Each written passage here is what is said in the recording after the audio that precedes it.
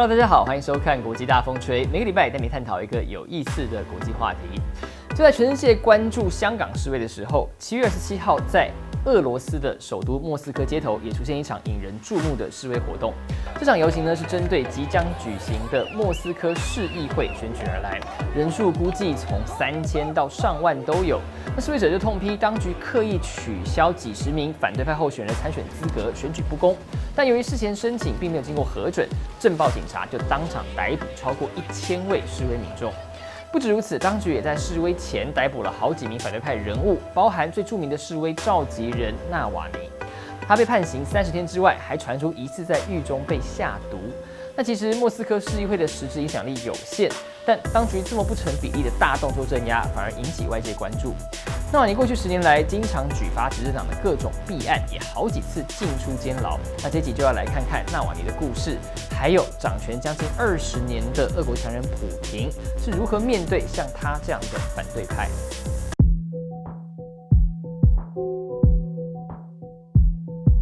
纳瓦尼是从2008年开始成名，透过个人部落格，他以详尽的调查方式指出好几家国营企业的弊案。后来顺着贪腐这条脉络，调查矛头就渐渐指向普廷所属的统一俄罗斯党。在2011年的国会大选前，他呼吁读者不要投给执政党，因为这是一个骗子与小偷党。这个标签就顿时爆红。那统一俄罗斯党在那一年虽然还是一样在国会过半，但多数优势就萎缩了不少，而且还传出执政党作票的丑闻，导致选后俄国各地出现抗议浪潮。纳瓦尼就是在一次抗议之后，第一次遭到当局逮捕，关了15天。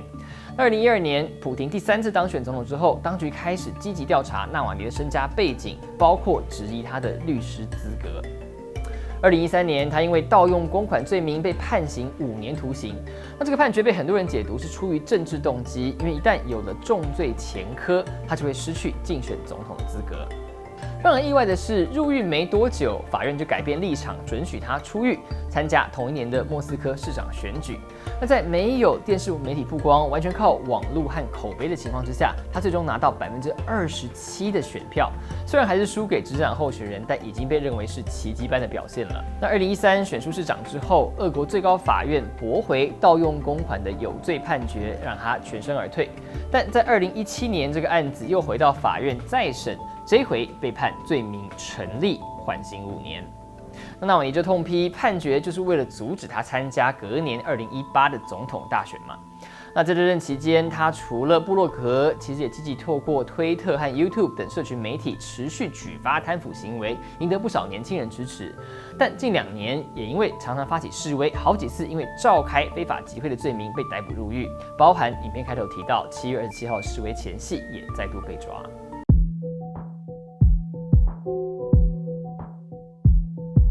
那纳瓦尼的遭遇呢，并不是个案。如果从2000年普廷第1次当选总统开始看，有非常多的反对派人物都在敏感的时机点出事。那有的最后被关，有的逃亡出国，有的甚至不幸死亡。这些人包含握有雄厚资产的商界人士，例如2位电视台老板，因为批评普廷的政策遭到当局调查，最后纷纷选择逃到国外避难。一位身价破1亿美元的石油大亨也逃到瑞士接受政治庇护，同时从海外推动俄国改革。至于像纳瓦尼这样子的政治或民运人士，除了因为违反集会法律被关10几天到1个月之外，还可能吃上煽动群众动乱、颠覆社会秩序等等的重罪。另外还有一些离奇死亡的例子，譬如长期批评普廷的前第1副总理，除了多次因为非法游行被捕，最后还在克里姆林宫附近遭到开枪刺杀。那虽然后来当局逮捕了所谓收钱杀人的凶手，但到底是谁出钱买凶就一直不清楚。还有2位投靠英国变成双面谍的前俄国情报人员，分别因为接触放射性物质以及特殊化学物质而中毒，也被强烈怀疑是俄国当局派人到海外下手杀鸡儆猴。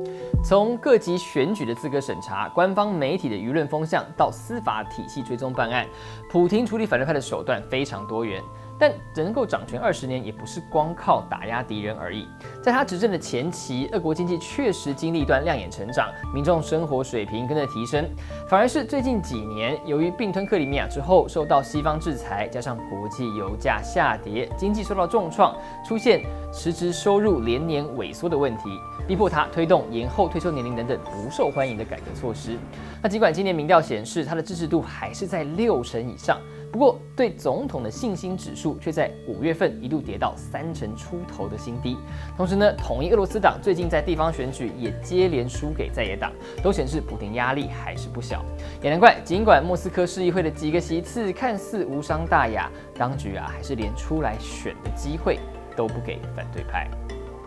伟大风吹，我们下回见。